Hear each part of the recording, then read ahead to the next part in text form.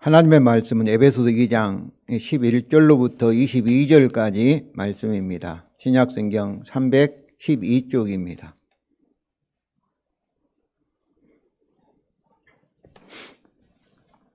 에베소 2장 11절로부터 22절까지 말씀을 교독하시겠습니다. 그러므로 생각하라. 너희는 그때의 육체로는 이방인이요 손으로 육체에 행한 할례를 받는 무리라 칭하는 자들로부터 할례를 받지 않는 무리라 칭함을 받는 자들이라.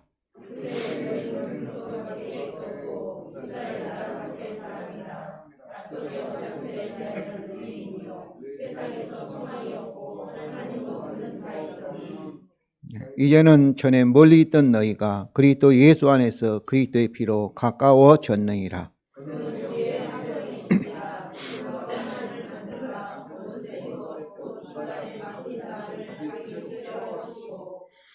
법조문으로 된 계명의 율법을 폐하셨으니 이는 이 둘로 자기 안에서 한 새 사람을 지어 화평하게 하시고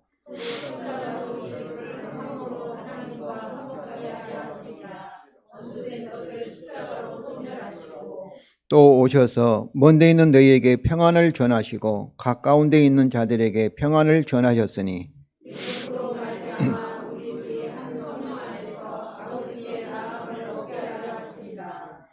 그러므로 이제부터 너희는 애인도 아니요 나그네도 아니요 오직 성도들과 동일한 시민이요 하나님의 권속이라.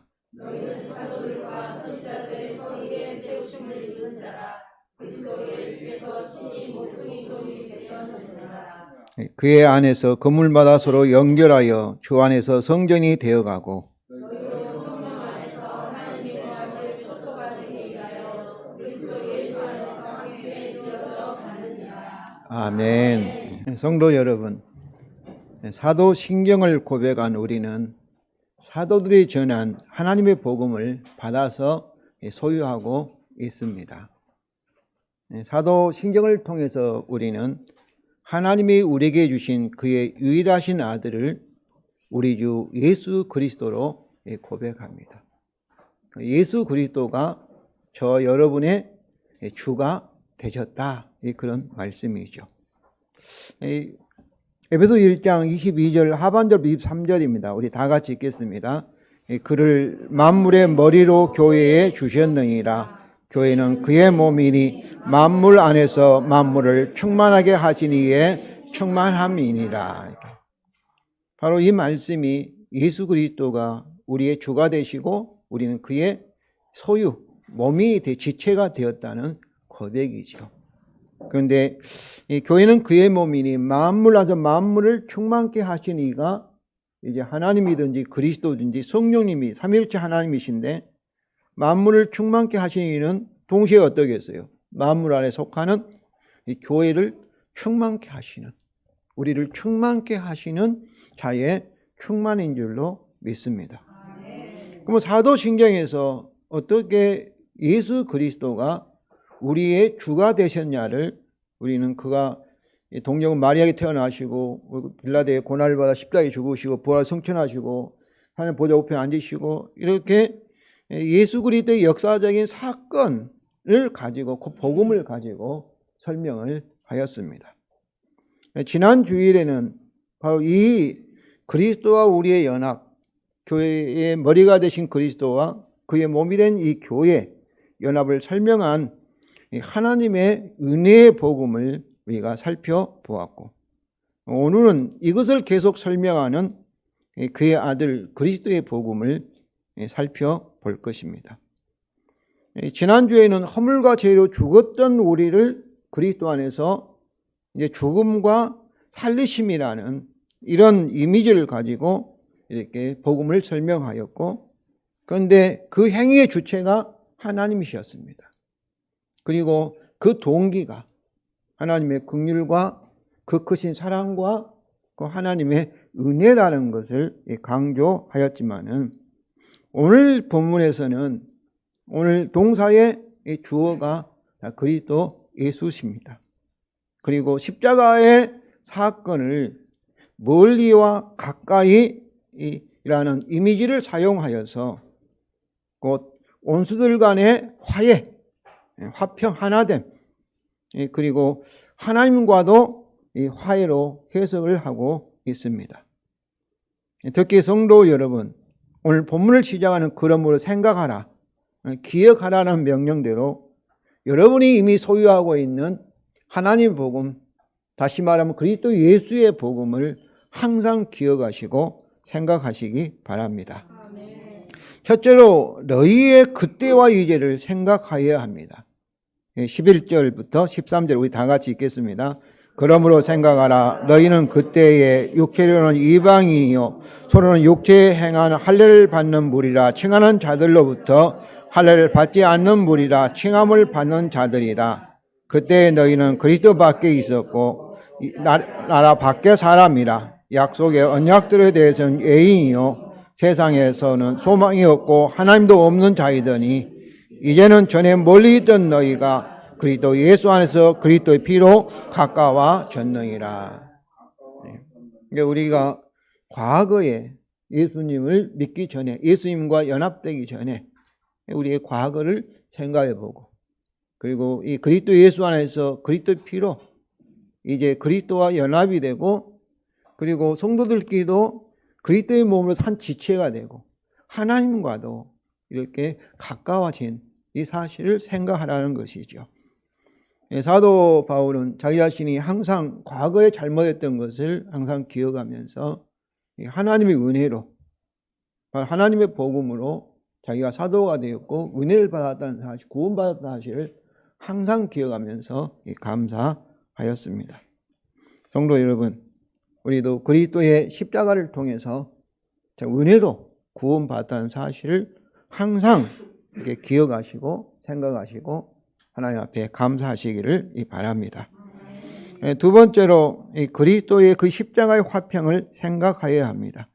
14절부터 18절인데요. 첫째로 멀리 있던 이방이 가까이 있게 되었던 이유입니다. 14절 15절 우리 다 같이 읽겠습니다. 왜냐하면 그는 우리의 화평이신지라 둘로 하나를 만드사 원수된 것 곧 중간에 막힌 담을 자기 육체로 하시고 법조문으로 된 계명의 율법을 폐하셨으니. 어떻게 뭘 하나님과 또 이렇게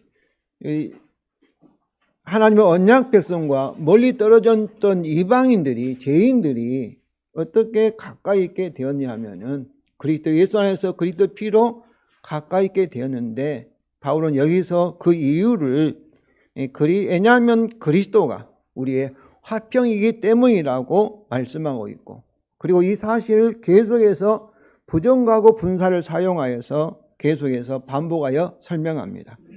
첫째로 그가 둘로 하나를 만드사. 이 둘은 이방인과 유대인들을 가리키죠. 전에는 온수였죠. 적대감을 가지고 있는데 하나로 만들었다. 이제 한 몸으로 만들었다. 그런 말씀이죠.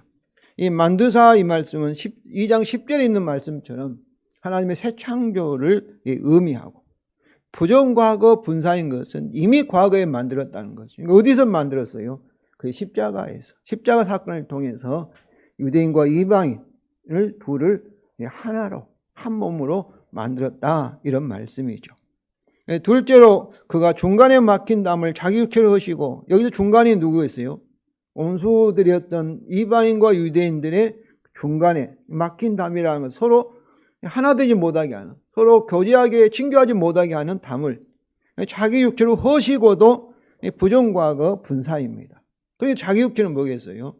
십자가에서 참으로 이방인과 유대인의 죄를 대신 담당하신 예수 그리스도의 십자가 사건을 가리키고 있습니다. 이 십자가로 중간에 막힌 담을 다 헐어서 이 둘을 하나가 되게 하셨다는 말씀이죠. 셋째로 우리 15절 우리 다 같이 읽겠습니다. 그가 온수된 것 곧 의문에 속한 계명의 율법을 자기 육체로 폐하셨으니. 폐하셨다는 것은 완전히 폐지했다, 없애버렸다, 그 말씀이잖아요. 이 온수된 것은 유대인과 이방인 사이에 온수된 거예요. 서로 증오하고 미워하고 그리고 적대감을 갖는 것을 의미하고. 그런데 무엇이 이방인과 유대인을 갈라놓았냐 하면은 하나님의 율법이었습니다. 유대인들은 뭐 피도 이렇게 돼지도 먹지 않고 뭐 새우도 먹지 않고 그러지 않겠어요? 율법에 따라. 그리고 문화가 다르고, 그래서 유대인들은 또 안식일을 지키고 이방인들은 율법이 무슨 지키지 않고, 그래서 이 온수된 것을, 즉 다시 말하면 이게 하나님의 계명의 율법이라 하지 않고 곧 의문에 속한 이 계명의 율법이라 이렇게 표현하고 있습니다. 의문에 속혔다는 것은 실제로 이스라엘 백성들이 하나님의 율법을 가졌지만 그들이 이 율법을 스스로 지킬 수 있어요, 없어요? 지킬 수 없습니다. 오직 성령을 통해서 하나님의 은혜로 하나님의 율법을 순종할 수 있음을 믿으시기 바랍니다. 그러니까 유대인들도 이방인과 똑같이 죄인이에요. 율법을 지킬 능력이 없어요. 원죄를 본질상 하나님의 진노의 자식이에요. 그래서 이 의문에 속한 계명의 율법이라 이렇게 한 것입니다.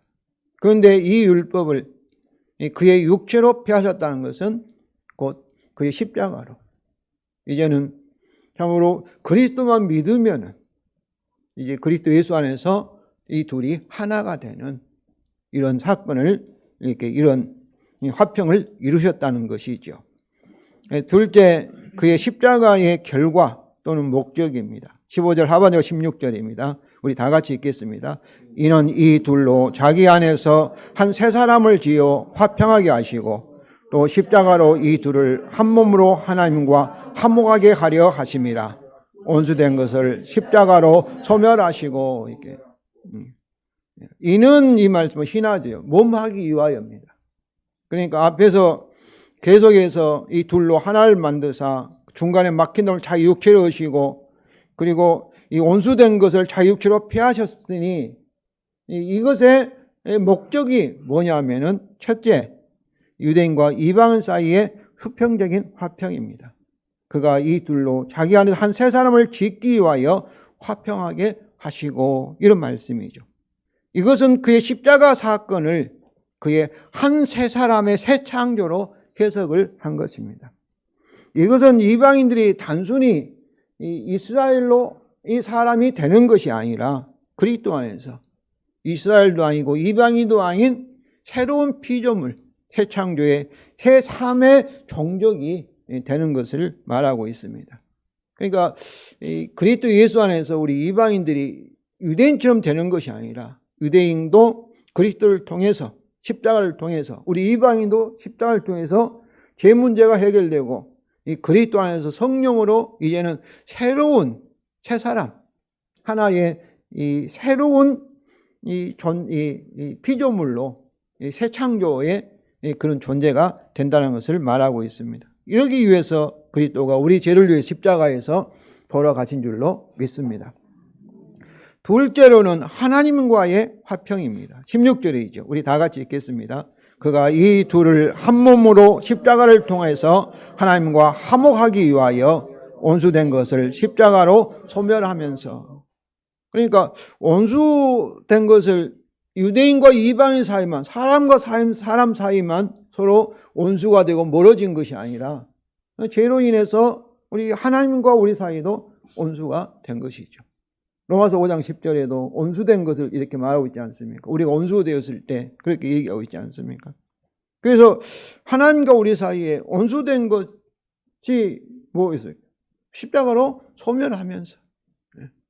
소멸하면서 우리를 하나님과 화목하게, 하나님과 서로 가까이 가게 하셨다, 이렇게 말씀합니다. 그러니까 그의 십자가를 하나님과 화평하게 하는 사건으로, 화해의 사건으로 이렇게 해석을 한 것입니다. 그런데 성도 여러분, 여기서 중요한 사실은 우리 16절 다시 한번 읽겠습니다. 그가 이 둘을 한 몸으로 십자가를 통해서 하나님과 화목하게 하기 위하여 온수된 것을 십자가로 소멸하면서입니다. 중요한 사실은 하나님과의 화평보다도 먼저 이방인과 유대인, 사람과 사람 사이의 화평이 먼저 언급되고 있다는 것입니다. 이 둘을 한 몸으로 십자가로 통해서 하나님과 화목하기 위하여 원수된 걸 십자가로 소멸하면서 이렇게 되어 있는 것이죠. 다시 말하면 사람과 사람 사이에 화평이 없이는 하나님과의 화평을 누릴 수가 없다는 것입니다. 예수님께서도 원수를 사랑하라 이렇게 말씀하시면서 마태복음 5장 22절과 24절에서 이렇게 말씀하십니다. 우리 다 같이 읽겠습니다.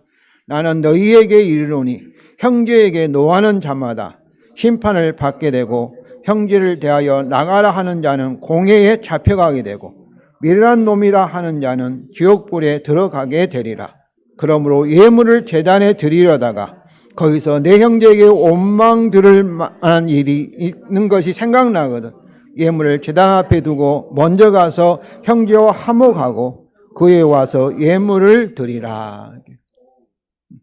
성도 여러분, 우리가 사람을 미워하면서 사람을 저주하면서 하는 사람은 진정한 그리스도의 교회라고 볼 수 없습니다.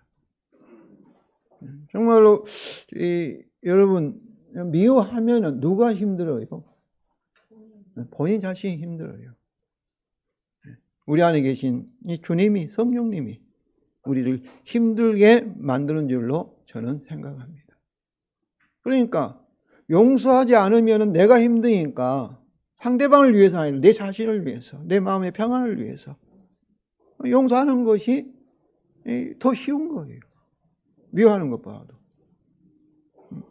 그리고 이렇게 마음속에 미움이 있고 이렇게 저주하는 그런 사람들은 주일날 예배당에 나와 하나님께 예배드린다. 그 예배가 참 예배가 될 수가 없어요. 왜 그렇습니까? 하나님은 사랑의 하나님인 줄로 믿습니다. 하나님은 사랑인데 물과 기름이 서로 만날 수 없잖아요. 서로 다 하나 될 수 없잖아요. 그렇기 때문에 정말 우리가 입으로 주여 주여 하면서 하나님을 찬양한다 하면서 그러잖아요. 주님께서도 어떻게 찬송과 미움이 한 마음에서 나올 수 있느냐. 그렇게 나올 수가 없는 것이죠. 그런다고 해서 저는 완전히 주님처럼 막 원수를 다 사랑, 그렇지 않죠. 저도 화가 날 때는 막 욕도 하고 미워도 합니다. 그러나 이것이 잘못인지 알고 회개하죠. 회개하죠.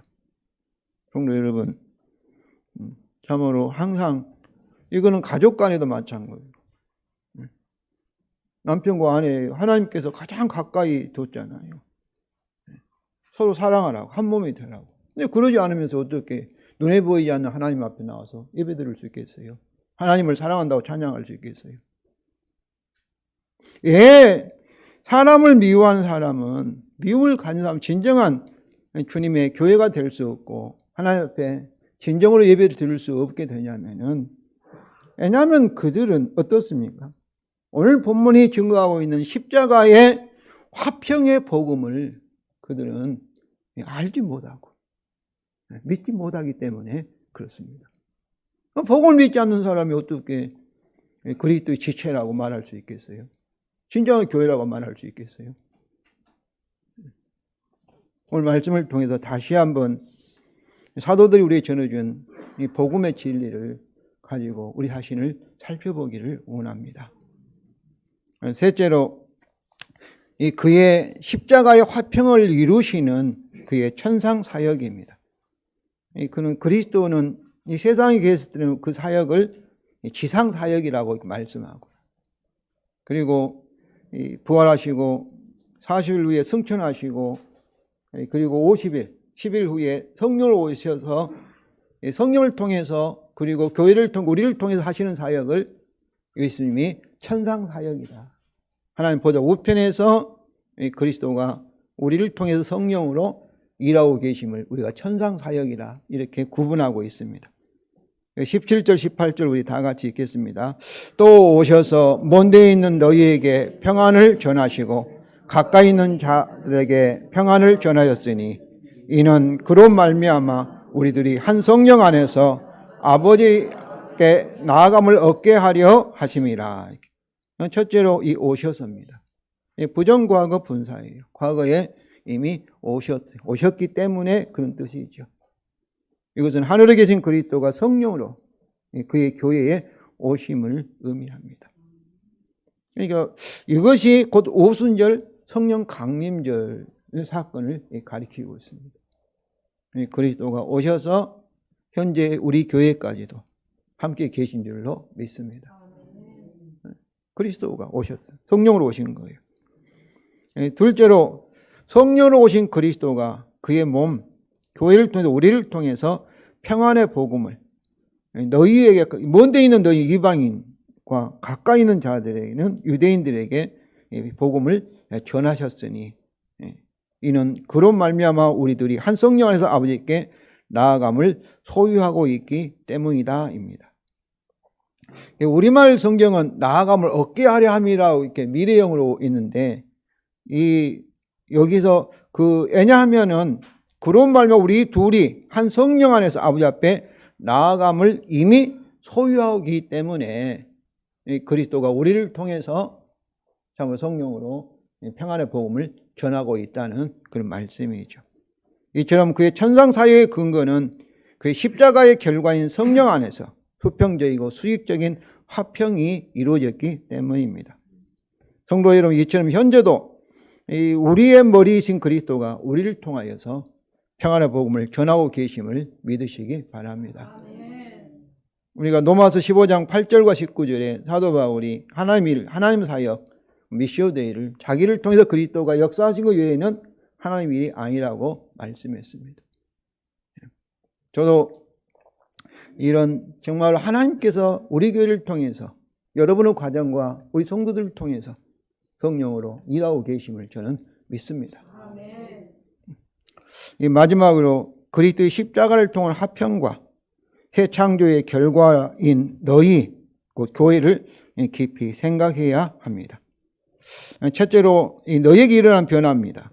19절이죠. 우리 다 같이 읽겠습니다. 그러므로 이제부터 너희는 애인도 아니요 나그네도 아니요 우리 성도들과 동일한 시민이요 하나님의 권속이라. 이렇게. 이것은 11절과 12절에 너희의 그때 과거 그리스도 밖에 있었을 때와 반대되는 것이죠. 그 14절부터 18절 그리스도의 십자가의 이 화평의 복음으로 인하여서 어떻게 된다는 거예요. 이제부터 너희는 애인도 아니요 손님이 아니다는 거예요. 나그네도 아니라는 거죠. 우리 성도들과 동일한 시민이에요. 천국 시민이에요.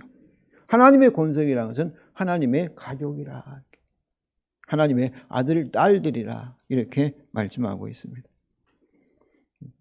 그 복음으로 그들에게 일어난 변화, 새로운 신분, 재서술입니다. 성도 여러분, 그리스도의 산에서 우리가 누구인지를 하나님의 말씀을 가지고 여러분을 확실히 아시기를 바랍니다. 둘째로 이 건축으로 비유된 교회의 기초입니다. 20절입니다. 우리 다 같이 읽겠습니다. 너희는 사도들과 선지자의 터위 위에서 세우심을 입은 자라. 그리스도 예수께서 친히 모퉁이 돌이 되셨느니라. 여기 너희는 성도들로서 이 건축의 재료죠. 벽돌이라고 볼 수 있죠. 기둥이라고 볼 수 있습니다. 이것의 기초는 사도들과 선지자들의 터입니다. 우리가 선지자 하면 구약 선지자를 얘기하는데 여기서는 신약의 선지자를 가리키죠. 그런데 이 사도들과 선지자들의 터라는 것은, 터는 기초지 않습니까? 또 이 터라는 기초도라는 뜻도 있고 시작이라는 그런 뜻도 있습니다. 그러니까 이것은 그들이 사도들과 선지자들이 놓은 터, 놓은 기초, 다시 말하면 그들이 설명하며 증거한 예수 그리스도를 가리킵니다. 더 넓게 말하면 그리스도 하나님의 복음, 그리스도의 복음을 기록하고 있는 신약 성경이라고도 볼 수가 있죠. 그래서 바울은 그리스도 예수가 친히 모퉁이 돌이 되셨다는 사실을 강조합니다. 이 모퉁이 돌은 머릿돌, 이렇게 우리 윤집사님이 기도했는데 머릿돌, 기초석. 우리 몸에서 머리와 같이 머리가 없는 몸은 어떠겠어요? 존재할 수가 없던 거죠. 또 유지할 수 없는 거죠. 그러니까 그리스도가 없이는 교회의 존재와 교회가 유지될 수 없는 교회의 기초라는 그런 의미입니다. 셋째로 이 교회의 존재와 그 성장입니다. 21절, 22절 다 같이 읽겠습니다. 그 안에서 건물마다 서로 연결하여 주 안에서 성전이 되어가고 너희도 성령 안에서 하나님이 거하실 초소가 되기 위하여 그리스도 예수 안에서 함께 지어져 가느니라. 여기서 교회의 존재의 목적은 단순한 건물이 아니라 예루살렘 성전을 그의 육체로 험으신 십자가로 험으신 그리스도가 새롭게 세우는 이 성전입니다. 하나님이 거하시는 장소, 거처지요. 거처. 그러면 그 성전은 누구일까요? 그것은 교회의 건물, 우리는 예배당, 교회당 이 건물을 이렇게 부르고 있습니다. 곧 이 성전은 주 안에 또는 성령 안에 있는 저와 여러분들, 성도들이 곧 성전이라는 것을 아시기 바랍니다. 우리가 성전이에요. 이 장소는 예배를 드리는 장소, 예배당, 교회당, 교회 건물 이렇게 여러분이 아시기 바랍니다. 여기서 교회 성장의 원리가 있습니다. 성도 여러분, 우리 교회가 어떻게 하면 성장할 수 있는가 이 원리를 우리가 깊이 알기를 원합니다. 이 성장은 양적이면서 수적으로 불어나는 거 양적인 거죠. 동시에 반드시 질적인 성장입니다. 이 성전으로 번역된 나온이 성전이고요. 하기오는 거룩합니다. 거룩한 성전이죠. 그러니까 거룩한 의의 열매. 그리스도와 하나님으로 충만하게 되는 것, 하나님을 닮아가는 이런 질적인 성장이 반드시 교회에 있어야 할 것입니다. 그러면 그 교회의 성장의 원리는 여기서 다시 21절부터 22절에 반복되고 있는 이 단어가 있습니다. 우리 21절, 22절 다 같이 읽겠습니다. 그 안에서 그물마다 서로 연결하여 주 안에서 성전이 되어가고 너희도 성령 안에서 하나님이 거하실 초소가 되기 위하여 그리스도 예수 안에서 함께 지어져 가느니라. 여기서 네 번 이게 반복되는 이 내용이 있는데 첫째는 그 안에서 또 그가 그리스도잖아요. 그리스도는 우리의 주님인 줄로 믿습니다. 이게 주 안에서 같은 말씀이에요. 또 그리스도 예수 안에서가 이 같은 말씀이고. 그런데 여기서 성령 안에서 있겠는데 곧 그리스도 안에서나 주 안에서나 성령 안에서나 같은 의미라는 것을 아시기 바랍니다. 왜냐하면 하늘에 계신 그리스도가 부활하신 그리스도가 성령으로 우리 안에 와 계시기 때문에 곧 성령 안에서나 그 안에서나 주 안에서나 같은 의미예요. 성령을 통해서 성령이 오신 것이 누가 오신 거예요?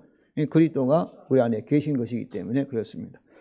바로 이 사실은 무엇을 강조하고 있는 거예요? 성장을 첫째는 그리스도와의 연합입니다.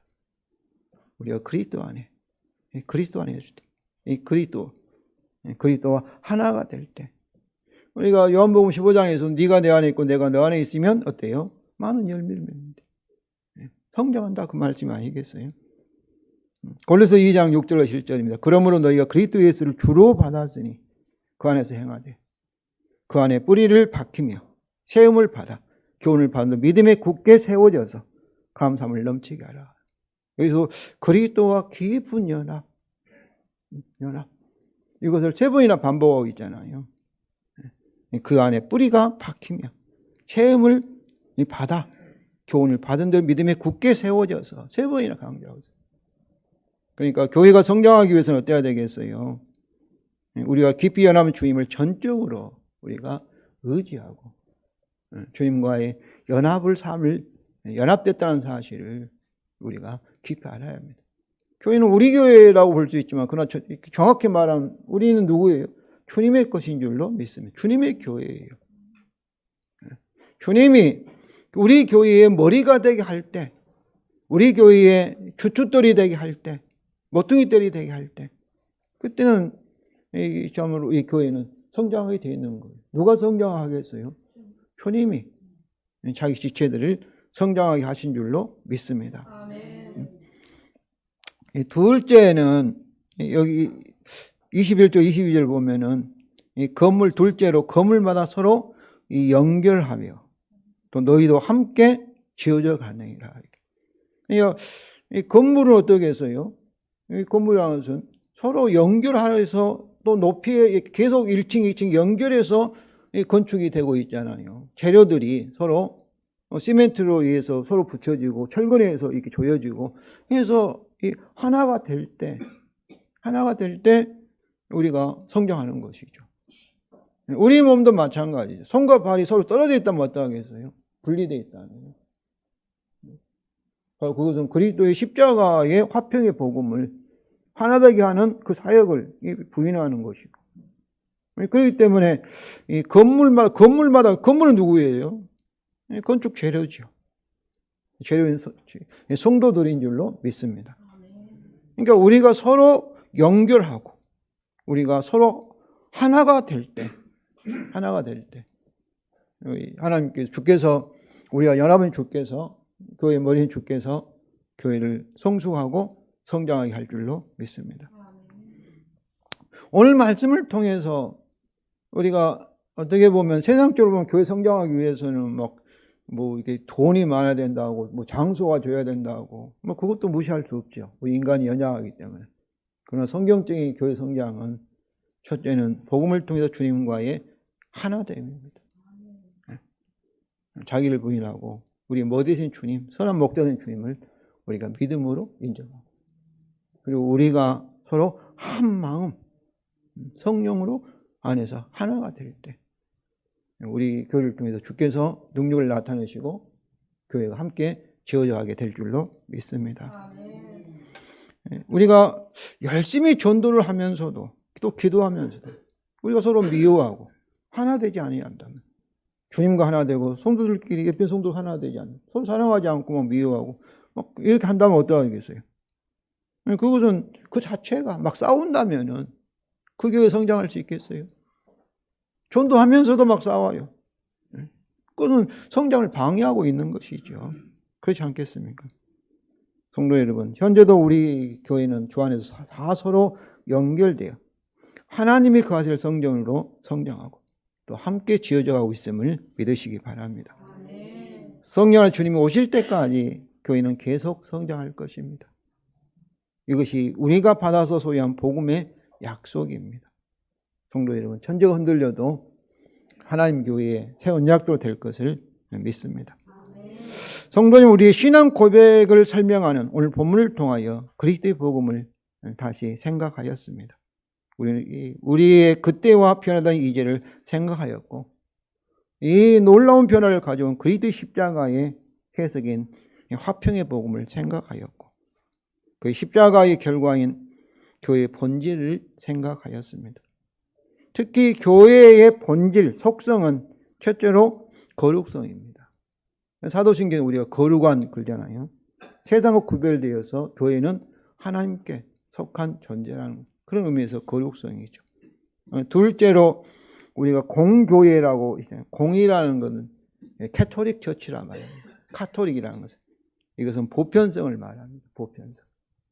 보편성이라는 것은 유대인이나 이렇게 이방인이나 인종이나 문화, 색깔이나 또 남자나 여자, 또 노인이나 아이나 이런 또 시간관, 교회는 그리스도의 교회는 아브라함 때 옛날과 지금 또 미래에 우리가 세상을 떠난 후에 믿는 사람들과도 또 공간을 초월해서 이 교회는 그런 보편적이고 우주적인 교회라는 것이죠. 이 보편성을 부인해버리면 하나됨이 못하죠. 그럼 미국 교회, 한국 교회 따로 이렇게 다르다 그렇게 생각하지 않겠어요? 그러니까 시 공간을 초월하여서 교회가 하나 되기 위해서는 보편성이 있어야 되죠. 우리 성경을 읽을 때도 아브라함이 그리스도 예수 안에서 우리가 한 지체임을, 한 교회임을 여러분들이 아시고 아브라함 이야기도 읽으시기를 바랍니다. 그렇게 교회가 하나가 된 것이죠. 그리고 셋째로는 교회는 뭐예요? 통일성이. 성도의 교제라고 우리가 고백했지 않습니까? 성도는 하나님의 권속이니까 한 가족이니까 공동을 소유하고 공동으로 서로 나누는 것이죠. 우리가 이런 성도의 교제가 예루살렘 교회에서는 이렇게 우리가 이루어졌지만 우리가 인간이 연약하기 때문에 아직까지도 이루어지지 못하고 있습니다. 그러나 주님이 재림하시면 천국에서는 완전히 우리 한 가족으로 공동 소유와 공동의 나눔이 완전한 성도의 교제가 완성될 것을 믿습니다. 우리가 이것이 한 사람, 한 새로운 종족, 하나님이 원하시는 이것이 성경에서 복음의 원리라는 것을 알아야 돼요. 실제 우리가 하지 못한다고 해서 막 이것을 부인하고 이거 뭐 빨갱이를 하는 거다. 공산주의는 안 되죠. 인간 힘으로는 안 되죠. 우리가 악하니까. 우리가 예수님 같은 사람을 모였다면 하지 말아도 뭐 이게 공산주의 필요 없이 다 하나가 되어서 우리가 살 수 있을 것입니다. 사랑의 공동체가 이루어질 것입니다. 그러나 우리가 주님이 오실 때까지는 아직 이것이 이루어지지 않는다 할지라도 마음속으로도 우리 하나 되기를 위해서 기도하고 서로 할 수만 있다면은 우리에게 능력을 하나님 주셔서 서로 나누고 또 필요한 사람들을 도우는 그런 이 구제하고 사랑하는 것이 그것이 필요한 것이죠. 그러지 못한 우리 자신에 대해서 우리 하나님의 죄송한 마음을 갖고 회개하고 그렇게 우리 교회가 더 많이 선교하고 정말로 하나님께 우리 교회를 통해서 축복의 통로 사용하여서 많은 필요한 사람들에게 도움을 주는 사랑을 베푸는 성도의 교회에 본을 보이는 그런 교회가 되기를 원합니다. 아멘. 이것을 막 인위적으로 막 그렇게 억압대로 한 것이 아니라 성령의 감동으로 우리에게 믿음을 키우고 능력을 키워서 주께서 자연스럽게 이렇게 성장해가는 성숙해가는 교회가 되기를 원합니다. 넷째로 사도성입니다. 주님의 선택과 보냄으로 그의 이 복음, 예수 그리스도의 역사의 사건을 해석하여서 그리고 우리에게 기록하여서 증거하는 그런 사도성이 있습니다. 성도 여러분, 이 교회의 속성을 우리는 사도신경에서 고백하고 있습니다. 왜냐하면 성령을 믿사며 그러므로 그 앞에 그러므로 이렇게 하나님 복음, 그리스도의 복음에 의해서 결과로 우리가 성령을 믿고 그 다음에 이 거룩한 이 공교회와 성도의 교제를 믿고 이렇게 우리가 이 교회에 대해서 고백하고 있는 것이죠. 성도 여러분, 현재 우리는 극단적으로 분열된 사회에 살고 있습니다. 우리 한국 교회들도 서로 분열되어 있습니다. 이것은 분명한 것은 죄악의 열매입니다. 죄는 우리를 하나님과 그리고 서로에게서 분열하게 하지만은 오늘 본문이 우리에게 보여주고 있는 것처럼 우리 주 예수 그리스도 십자가는 우리를 그리스도 예수 안에서 하나 되게 하는 화평의 복음입니다. 그의 재림시까지 우리가 완전히 하나 되는 것은 불가능할 것입니다.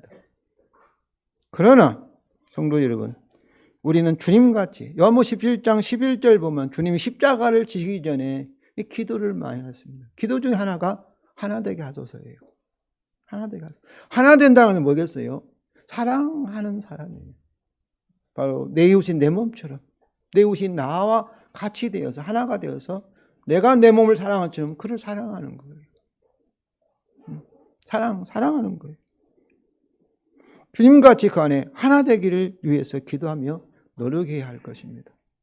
저는 이 작은 교회 공동체의 목사지만 항상 저는 하나 되는 것에 찬성해 왔습니다.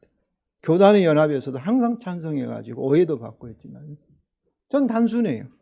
십자가는 참으로 이런 막힌 땀을 흘고 하나 되게 하는 것이 십자가라고 저는 믿기 때문에 그렇고 죄는 서로 멀어지게 하고 떨어지게 하고 교통을 못하게 하는 것이 죄라는 것 때문에 저는 복음을 아는 사람으로서 저는 항상 합동회, 교단 합동이라든지 하나 되게 하는 것에 항상 찬성해 왔습니다.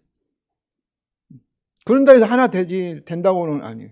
우리가 연약하기 때문에 아직도 죄성이 있기 때문에 이는 주님이 이것을 위해 십자가를 지셨으며 성령도 현재 이것을 위해서 우리 안에서 강력하게 역사하고 있는 줄로 믿습니다. 정말 화평의 복음이 우리 마음과 그리고 가정과 교회와 우리 사회 안에서 성령을 통하여 우리 분열의 죄악을 강력하게 치유하기를 진심으로 원합니다.